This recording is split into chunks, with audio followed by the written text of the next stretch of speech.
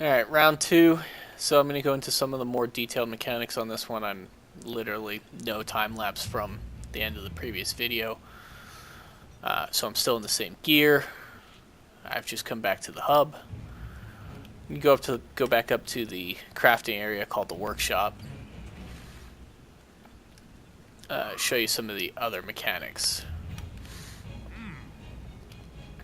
After we skip the intro text that yes, that shows up every time, and no, you never bother reading it. Let me show you weapons. So each weapon has a ludicrously long tree. We'll go ahead and show you the bow upgrade tree if I can find the bow that I need to upgrade. This one has an upgrade, so we'll look at that. So as I mentioned earlier, you have armor that you can upgrade based on parts that drop off of various monsters you hunt. That's also true for the weapons. I was dead. Oops, just gonna compare your thing. And in the background, you can hear Discord rattling away. So the bow is an elemental weapon. Elemental and non-elemental have endgame implications, and the trees, as I mentioned earlier, are ridiculously large. Scrolling through, I don't have everything unlocked, so as you can see, this one here is an unknown tree because I don't know what it even takes to craft this weapon, so obviously I don't have it and can't craft it. I actually have something wishlisted right here that I need to get materials for, hunt a specific monster to do that. It's an endgame monster that I usually fail to kill, so I'm not going to do that and make myself look even worse at this game than I am. Do it. But there's different effects on each of the different weapons. There's elemental stuff. As you can see on the right side of the screen, this weapon that I'm hovering over happens to have dragon element. There's also thunder element, fire element, and there's also status effects that are cumulative from the weapons you have. This weapon has an unlockable blast element, which causes an explosion to build up on the monster you're shooting at. There's crit chance. In the case of bows, there's various coatings you can apply. That's not universal to every weapon type. There's 14 weapon types. I'm only going to go over 3. Bows are a good example to go over, even though it's not what we're going to be using in the next gameplay section, because they have a lot of elemental options, a lot of potential stat bonuses, and a lot of status effects, and a lot of things to consider. So this really gives you the absolute worst case of any upgrade tree that you might be looking at and have things that you're considering for. So just to give you an idea of the scope of weapons and what's available for you to potentially craft and play with, each of these things is going to change how you play. Going up to, this is a level 1 bow. It has a pretty basic coating set, low attack, no element, nothing special about it. And then going all the way over to the endgame monster bow that I have available to me, it has a much higher attack, an element, a special ability. It has a slot on it for you to upgrade the weapon. Pretty much the same coatings, which would change depending on the bow, compared to, say, this one down here that has all those coatings you see lit up in green. I can apply to this bow during combat, which is a really simple process. We'll go through that in the third video. But so as you can see, there's a pretty hefty upgrade tree, and all the weapons look different, as well as having different stats. So, but just like armor, if I wanted to, say, chase after this bow here, I could wishlist it. It'll show up on my wish list, it'll track the materials, and when I have them all, it'll let me know that it's completed. You can also upgrade your armor, much like in a different manner than you would upgrade a weapon, though. When you go into the armor upgrade screen, what you see is a number of armor spheres, and each armor has levels associated with it that you can upgrade. the level cap for any given armor pieces changes as you progress through the game. It always increases. And you would use these on the left-hand side. You see these various level of armor spheres to grant a certain number of points to upgrade the gear. The net result of that is that the gear has more defense, so that you can take more hits. This is compared to the weapon upgrade, this is a very simple process. You're basically shooting for higher numbers so you can withstand bigger hits. It does matter. In the past, I've gone up against monsters that I would be one-shot by, only to upgrade my gear and come back as a stronger player and able to withstand those one-shots and continue to fight the monster. So we're going to go ahead and change out for the Longsword, which has a completely different playstyle compared to the gun lance that I was using in the previous video. Again, I have a loadout for it, so I'm going to go ahead and select that. This loadout looks a lot nicer cohesively, but as far as functionality goes, it's approximately the same level as my gun lance loadout. But it does look a lot nicer and more cohesive. Just to give you a screenshot without all the stuff in the way. Looks a little bit nicer. This is also, as you may have noticed, a different location for the item boxes. There is one here and there is one down at the gate. I'm pretty sure there's a few more, but I'm not sure where they are. Just like at the gate, there's a quest board here, which we'll go ahead and post a new quest. We're going to go ahead and hunt the same monster to make it easier for you to see the differences in fighting style between the two weapons that I was using. Again, we're going to skip using the voucher because we don't need it. And since we're closer up top, I'm just going to run up there instead of taking the fast travel station that I had used previously to go ahead and get my temporary buffs. Those of you that are paying attention may notice that I select a different set of buffs for this. That's because each set of temporary buffs works a little bit differently. And that, yes, there is a rhyme and a reason for it. No, I don't think it's worth going into at this time. This is mainly a video so that some friends of mine can see what gameplay of this game is like. If, for some godforsaken reason, a bunch of people want to hear me talk in a really boring voice about this game and play badly, I can always do more detailed videos based on my somewhat limited knowledge. But anyway, so we've got our temporary buffs, we've got our gear selected. I'm an idiot, and I forgot to reload my consumable items, so I'm going to go do that now. The nice thing about this game is even once you accept a quest, you're not locked into it until you actually release. Up in the top left of my screen, you'll see that I'm ready to depart, but that doesn't mean I can't completely change my gear if I wanted to before I leave. But now we're good to go. I'm restocked on my consumables, so we're going to take off on the quest to basically go kill the thing. The gameplay loop here isn't crazy. As far as what you do, as a baseline, it sounds pretty repetitive.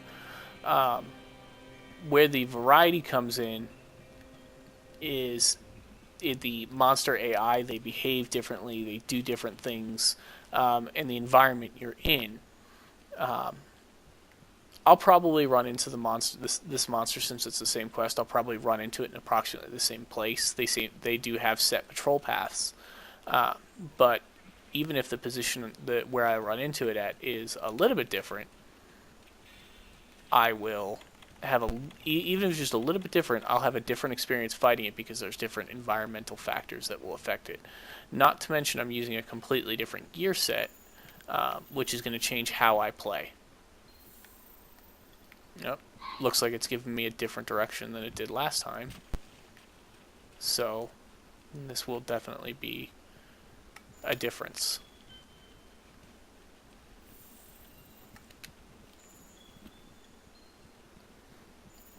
You see this, if you're noticing the things lighting up on the side of my screen, specifically that field research mushrooms, that's a bounty that I'm tracking, which is a longer term over multiple expeditions or quests or what have you. It is essentially a quest, and that'll reward me with some essentially currency. There is the big ugly son of a bitch I'm going to try and kill. Now, what I'm using is a longsword, which is still a melee weapon like the gunheads I was using previously, but it's much more agile. However, it's also less tanky. Yep, I missed my jump. There is a specific moveset that's dependent on where you're positioned and what your character's doing. I was sliding down a hill, so it actually launched me into the air, giving me the opportunity to mount the monster. Unfortunately, I failed because, well, that happens, resulting in me not being able to mount a monster. That is something I'd like to show you guys if I get the opportunity.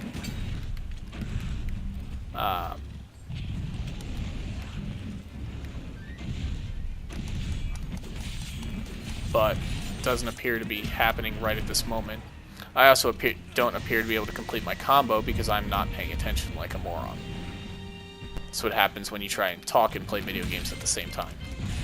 Liar, liar, pants on fire. I'm sure my Discord will tell you that I'm trash. Ow. One of these days I'll complete that combo, and we'll be able to talk about the different mechanics from this weapon compared to the previous weapon. You may have noticed that in the top left of my screen, there's the green bar, the yellow bar, there is a sword-shaped bar, and then there is a red bar. I'm trying to fill that red bar up because it's a gauge that allows me to, if I can actually not suck and complete my combos, gain more attack power. This is unique to this weapon. There are other weapons that have gauges, much like this one, but they function differently. So now you can see that gauge has emptied out and has a white outline above it. That means my attack power is increased.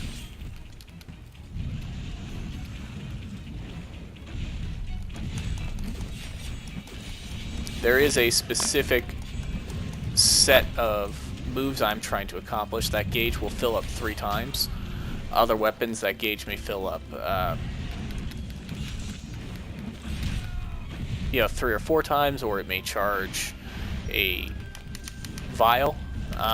On the screen, you saw my character not moving and standing there. That was because I was stunned. Monsters can stun you. There are status effects they can afflict upon you. And yes, that matters for how the combat goes.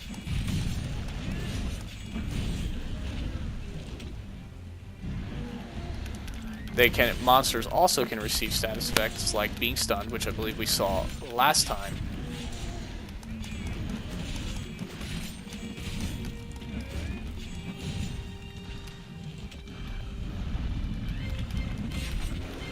And you can also cut parts off of them. Something I was trying to achieve last time but was not successful at. Specifically, you can cut their tails off, which, of course, pisses them off. But it's useful because it gives you more and sometimes specific items to farm for. So in this case, since it dropped, I'm going to harvest it, or carve it, as the appropriate terminology is. Gives me a barrel tail, which is otherwise fairly difficult to obtain. It's gone running off, so I'm going to have to chase it down. I'm going to use this opportunity to sharpen my weapon. Melee weapons do have a sharpness gauge in this game, and yes, it does matter. There's a number of high-end techniques dealing with that, for countering losing sharpness and for managing it. I don't worry about those because, well, we don't need to go into that right now. Generally speaking, it is something I pay attention to, but it's not something that I am in a position to stress over.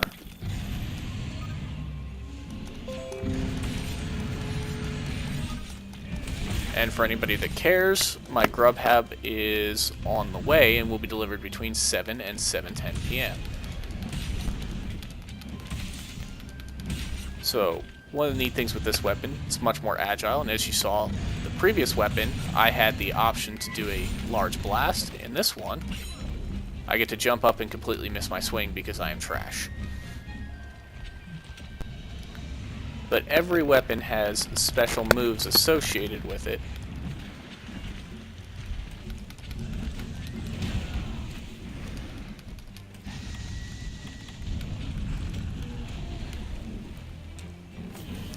Good boy.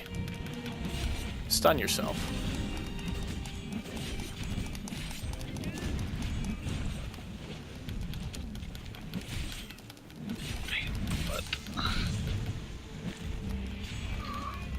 So let's try this again, except this time let's not miss. And that time I didn't.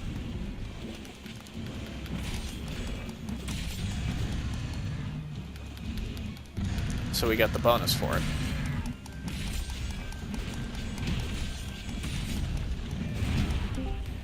Yo! Yo! Bio, I'm busy recording Monster Hunter gameplay. Your commentary is being recorded. My bad. No, you're good, as long as you don't mind being posted to YouTube for posterity.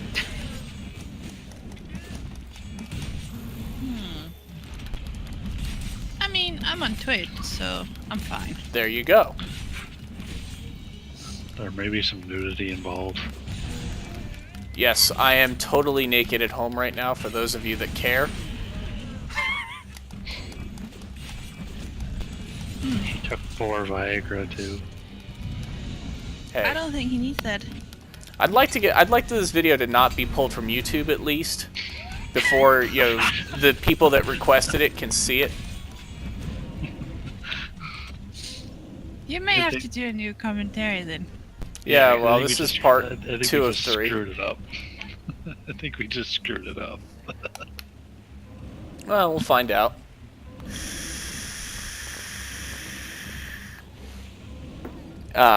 So back on the commentary, one of the many things that you can see in this game is that monsters also change their behavior depending on their status. This one's injured, so it's limping.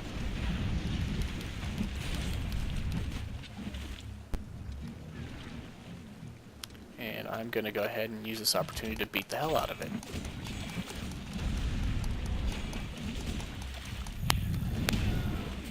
And of course I completely failed because, again, I'm trash. However, we may have the opportunity to mount this monster.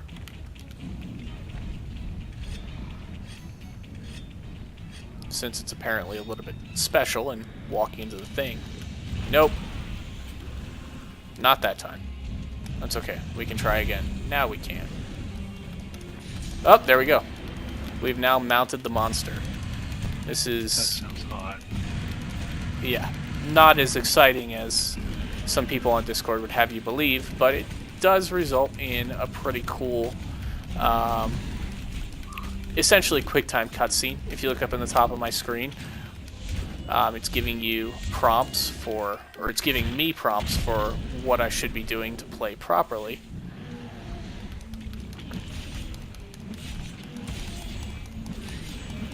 And I successfully did that. You can fail at that.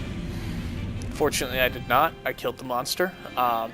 Some of you may have noticed I took somewhat fewer hits, but when I did take hits, they were a lot more damaging. That's because, again, this playstyle is more agile, and your goal is to avoid taking damage in the first place, rather than just taking the damage and mitigating it.